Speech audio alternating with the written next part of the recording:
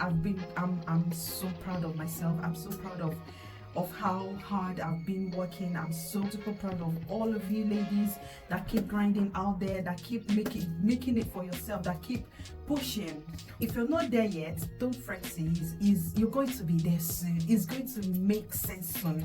So I don't want to waste your time in this video, so I'm just gonna quickly jump into the tea, give you guys all the tea because I can't wait. I'm so excited. I'm telling you guys, I want to scream. I want to scream. I hope you guys will watch this video to the end. If you know that you want to get your car this year or anytime soon, so these are the things that I did that helped me during my own journey, and I really want to share it with you guys. But wait guys, I want to know where you're watching me from. I want to get to know you guys. Please leave a flag or tell me your country in the comment section before we move on. Now, number one of the things I did when I want to get my car is to have a budget. I have my budget because I don't just want to be all over the place by the time I want to start searching. I have my budget between £2,000 to £5,000. So I was somewhere in the middle, and I'm gonna tell you the specific amount I bought my car.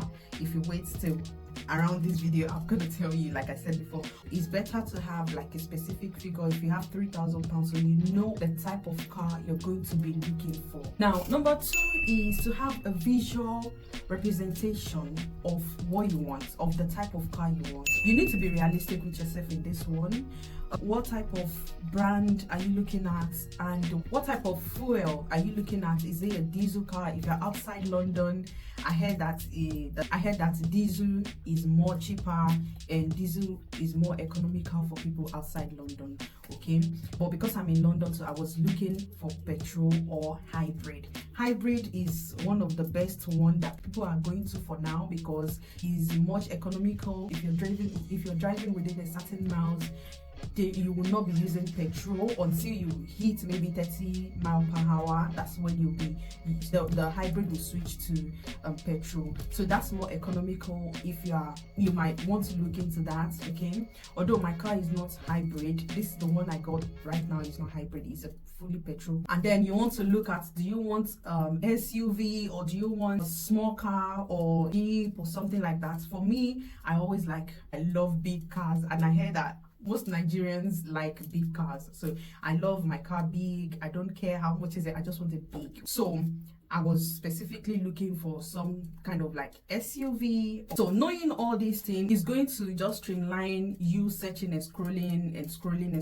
The third tip that I'm going to be giving you.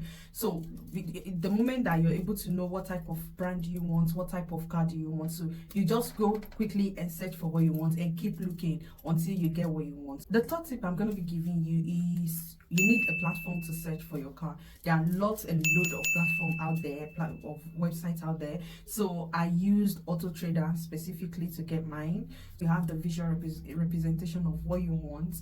You can just go ahead and just see the brand and the type, probably maybe the type, or just input the brand and all the necessary information to be able to see what you want. It might take time. Keep scrolling. I think I gave myself 1 week. I was just there always scrolling. I get what I want. To be fair, I had to choose about 5 cars, then comparing between those 5 cars. I was comparing the mileage, I was comparing the year of the car, I was comparing, I had to compare a lot of things before I now come down to the one I choose. I do need to tell you guys to be very careful, be vigilant when you're searching, because there are dubious people everywhere in the world. So be careful when you're searching.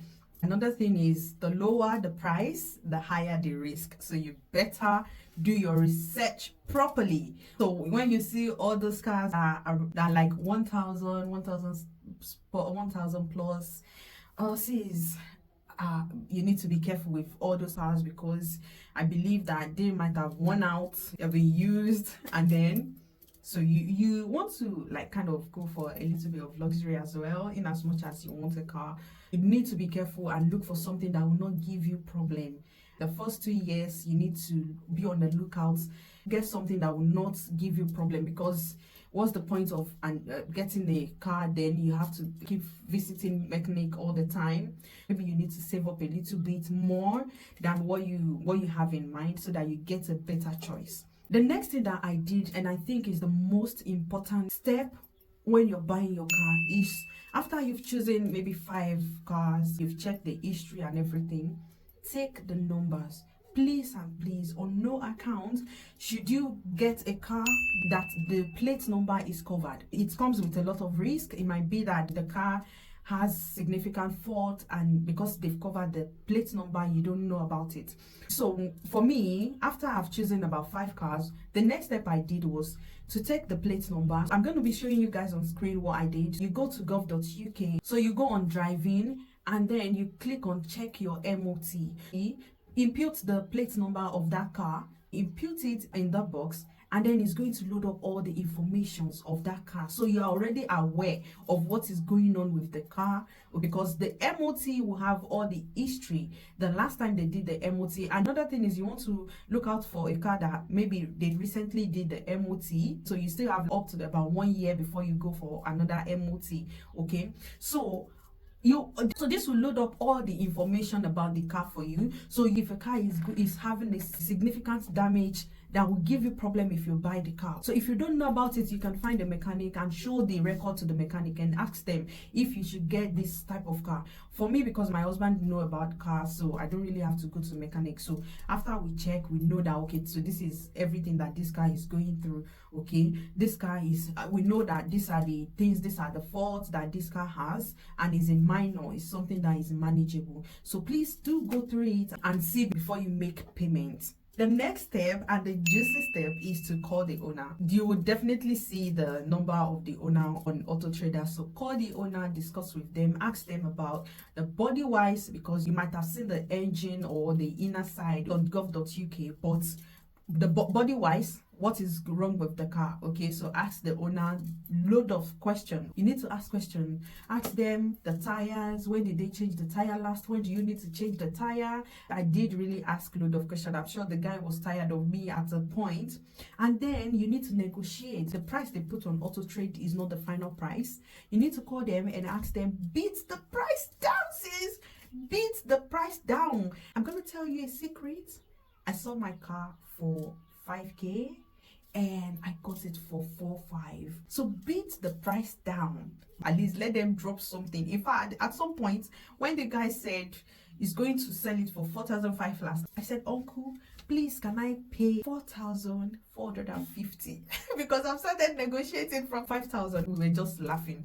Ask them, why did they want to sell the car? That's a very, very big question. You might have seen the record, but still ask questions. I think is necessary. The next step I'm going to be giving you is that you might want to be looking outside where you are. Let's say you are in London, you can be looking outside London for a car, because it might be more cheaper around that place than in London. So I got my car from outside London. So the guy was I think in Cheltenham. So in fact, the family was so sweet. They were, if they eventually get to see this video one day, thank you so much.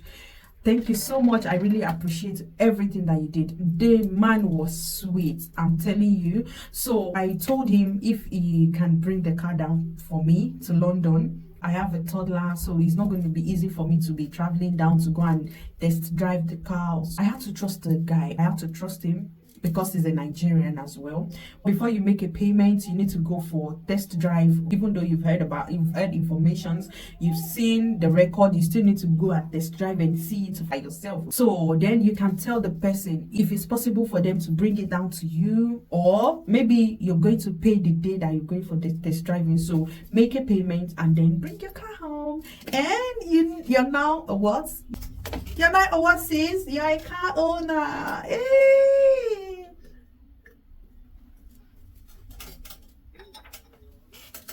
Yes, so sister, now you're a car owner. Next thing is transfer of documents. So you exchange documents. They're going to give you all the papers and everything. They're going to give it to you, and then you need to pay the road tax and insurance and get ready to start driving your car. I believe that before you buy your car, you already have your license. Sis, if you have not, you better go and get that license. Go and get that license. So I got my driving license 2 years ago. So if you want information on that, if you would like me to give you information on how to pass your theory test, how to pass your practical tests, you can let me know. I've done it 2 years ago. I've passed it, and now I'm a car owner. You need to put some respect on this day, please. Put some respect. Oh my god. So guys, so that's basically all the tips that I have for you in this video. I hope you enjoy the way I enjoy talking to you guys. Please do let me know where you're watching me from, and I'll give you a shout out in the next video. And I'm gonna be seeing you in the next makeup tutorial. You know I love you guys. Bye.